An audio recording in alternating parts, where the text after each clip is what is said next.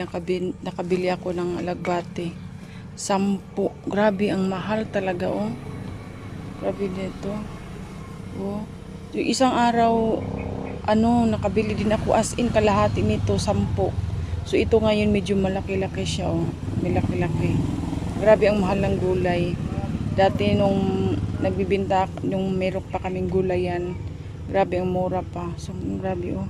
Bumili lang ako ng 3. Ibinta ko sana kaso grabe, oh. Ang liit, grabe. Ang mahal. Kabili ako niyan. So, ayan, oh. Grabe. Tapos, hello mga kasari, magandang araw po sa ating lahat. Ngayon lang ako nakapag-vlog muli mga kasari dahil nga medyo busy ang tindera at maraming ginagawa. Kaya itong video na ito mga kasari, i-share ko sa inyo kung ano bang iba ko pang ginagawa or ano ba ang ginagawa ko ngayon. So ito tayo, nag-repack tayo na sukang tuba. Kasi dito sa amin mga kasari, ang dami talagang naghahanap ng sukang tuba. I-eksakto naman yung dapat kasi hindi ko man ito suki itong kumbaga customer ko lang sila, tapos taga-bundok kasi ito. Ngayon, dapat yung bibigyan nila ng suka, yung kapitbahay namin na medyo malayo-layo. Since magkakilala kami at dinaanan niya ako rito. Kasi sabi ko sa kanya noon, pagka may gulay ka, daanan mo ako rito.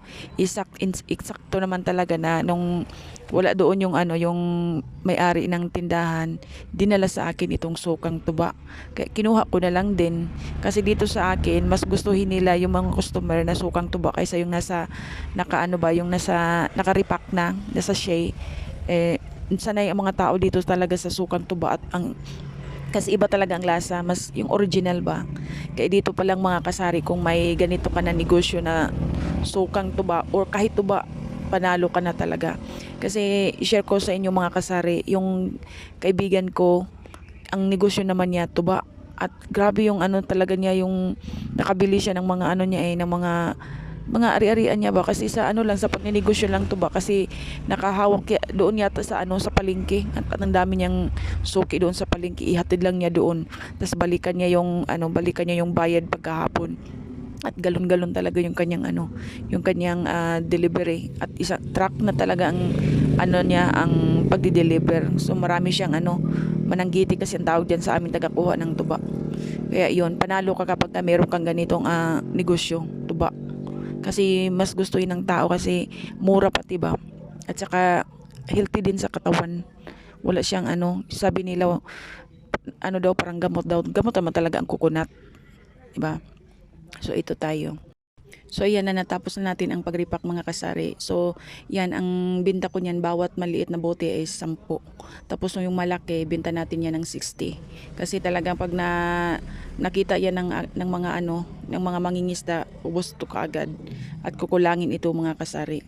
Isasabi naman yung nagbigay sa akin itong suka, every week daw sila bumababa. Kaya tingnan natin.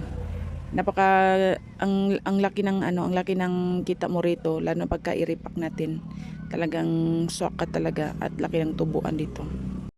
Dito sa amin mga kasari, meron din nagbibinta ng sukang tuba. Kaso kalahati naman diyan sa kanya. So sa akin, hindi naman ganong puno.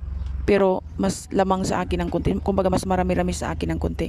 Kaya yung tao, talagang pupunta sila doon sa medyo marami-rami. Grabe naman yung kapitbahay ko na kasi minsan bumili ang nanay ko doon. Yung pamangkin namin ba, inutusan ng nanay ko na magpabili ng sukang tuba. Siya, 10 pesos. Ang kukunti lang. Tapos nasa plastic pa siya. Kaya nga ang ginawa ko, yung sa mga bote namin, inipon namin yung mga bote na yung sako, tapos sinugasan, disinfect. Kaya yun, doon ko nilagay yung mga so suka. ito mamaya, Kaya saka medyo marami-rami talaga siya. Mag-repack din ako nito mamaya. Binta ko naman tig 5. So tingnan natin to kung ilan ang magagawa natin ito. Okay. Kasi kung bibilin mo ito sa palengke, ang mahalan nito. Hindi mo na ito makukuha ng 25 or 25. Nasa mga na ito, mga 30. So, ganun. Kaya kumuha ako ng 2. Tapos i-repack ko ito. Diba? So yan. Itong ating car lang, mag 45 ang bili ko. So hindi ako kumuha kanina ng marami. 245 ang kilo. So, media ito. O, 22 and 22. So, ayan siya. Grabe ang mahal ng gulay ngayon. Hindi ako makapaniwala talaga as in.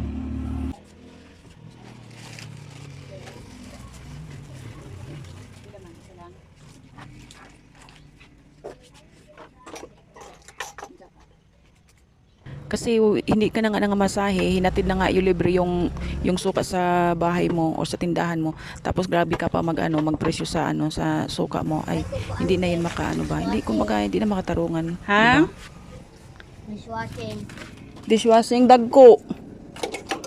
Pila man. Tagkuan 49 wala kagmay. Padyo gagmay.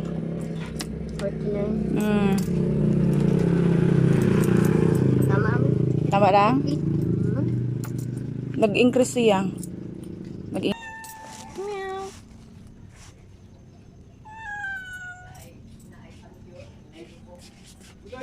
Diyan. Kuan ni ma? Ulang mo. Pili ko lang. Piso ay. Piso ibalik ko niya. Pero kung kulag 5, wala ito daan. Ulang mo. Size. Na? Ay. Balik ko sa mama.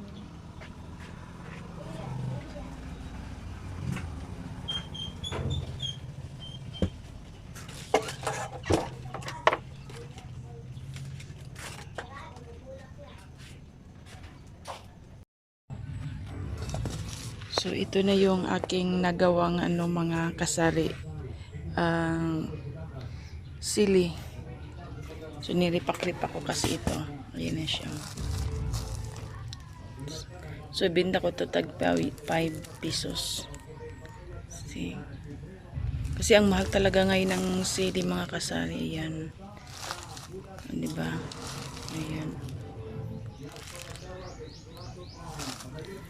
Tapos ito din yung suka ko, may sili din siya. Ayan. Diba? So ito walang sili, ito baka yung ibayaw. Ito. So ayan tayo. Thank you for watching. God bless all. Bye-bye.